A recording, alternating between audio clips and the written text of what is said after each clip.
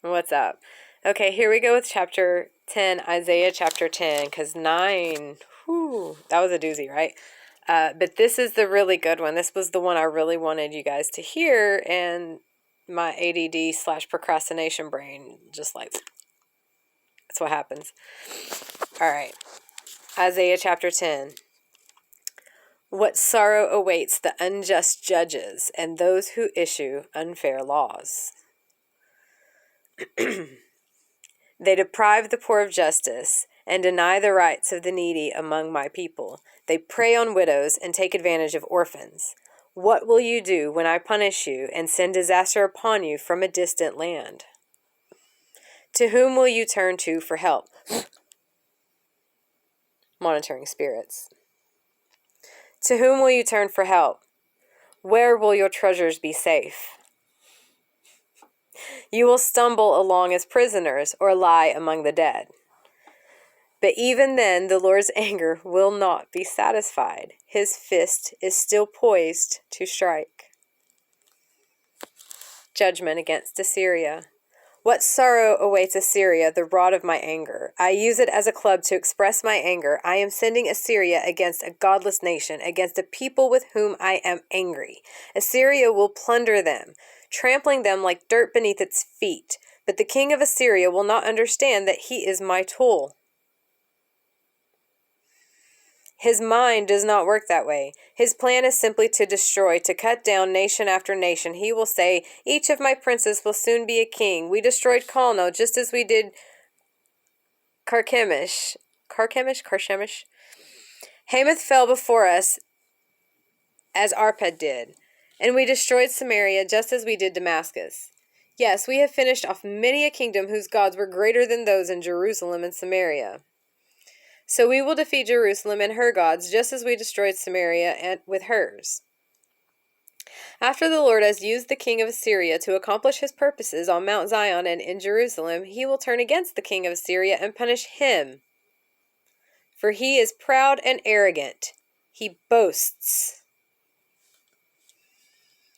By my own powerful arm I have done this. With my own shrewd wisdom I planned it. I have broken down the defenses of nations and carried off their treasures. I have knocked down their kings like a bull.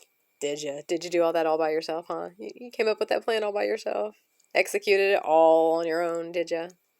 Cool.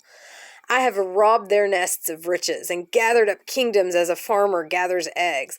No one can even flap a wing against me or utter a peep of protest. But can the axe boast greater power than the person who uses it? Is the saw greater than the person who saws?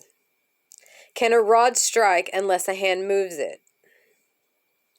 Can a wooden cane walk by itself? Therefore, the Lord of heaven's armies, will send a plague among Assyria's proud troops, and a flaming fire will consume its glory. The Lord, the light of Israel, will be a fire. The Holy One will be a flame. He will devour the thorns and briars with fire, burning up the enemy in a single night. The Lord will consume Assyria's glory like a fire consumes a forest and a fruitful land. It will waste away like sick people in a plague.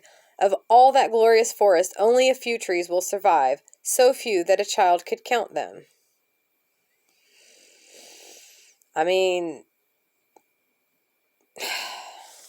I don't know what to tell y'all. God's kind of sadistic, but so are people. Like, maybe if people would stop being sadistic, God wouldn't have to come up with more sadistic ways to punish y'all. I don't know. I don't know what to tell you. It's frustrating for me. Trust me. We have lots of arguments.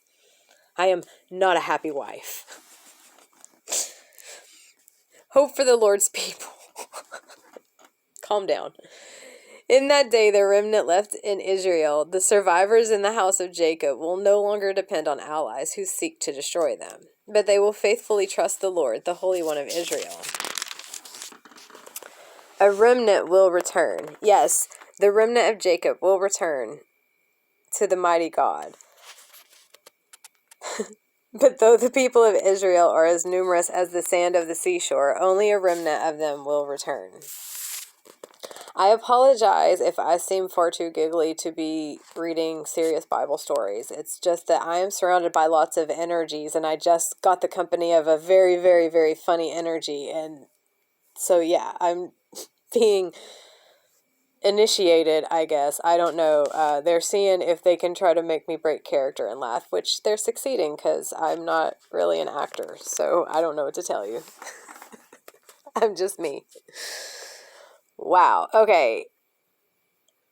But though the people of Israel are as numerous as the sand of the seashore, only a remnant of them will return. I'm going to have to re-record this whole entire thing, right? Yeah, pretty much.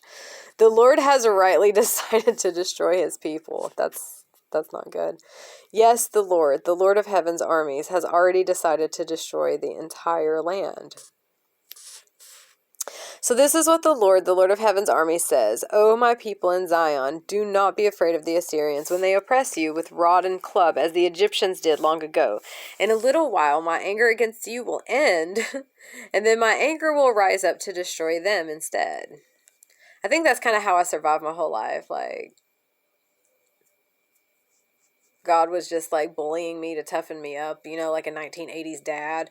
And eventually, like, all the people that kept shitting on me, even though I stayed as much as possible, like, positive and a good person, despite all the crap that was thrown at me. Like, all the people that insisted on dragging me down so that they could feel better about themselves, you know, it was like knowing that eventually all that was going to flip. And then I wouldn't have karma to reap like y'all did, because I was actually trying to do the right thing the whole time. So I would be on the right side of history. Yeah, you can send your monitoring spirits to me. I don't care. Whatever. Anyway. You snooze, you lose, dude. Alright, where were we at?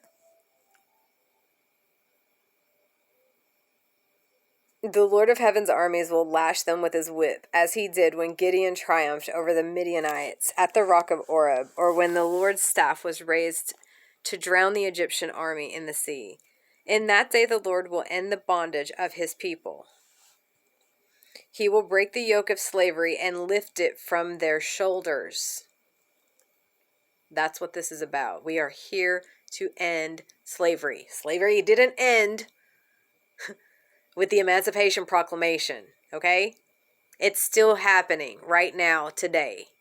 We are here to put an end to it. Once and for all. Look, the Assyrians are now at Aeth. They are passing through Migron and are storing their equipment at Michmash. They are crossing the pass and are camping at Jeba.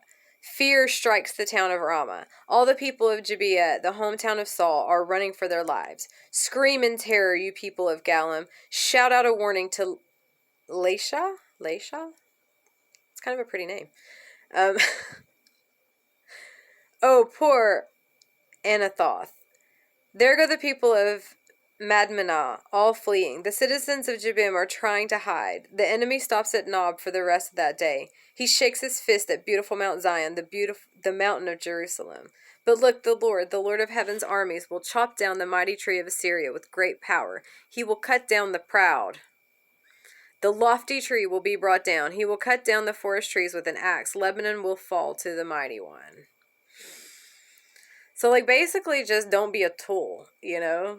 Because if you're a tool, you're going to be used as a tool. I prefer to be an instrument, not a tool. That's the lesson for today, kids. Peace.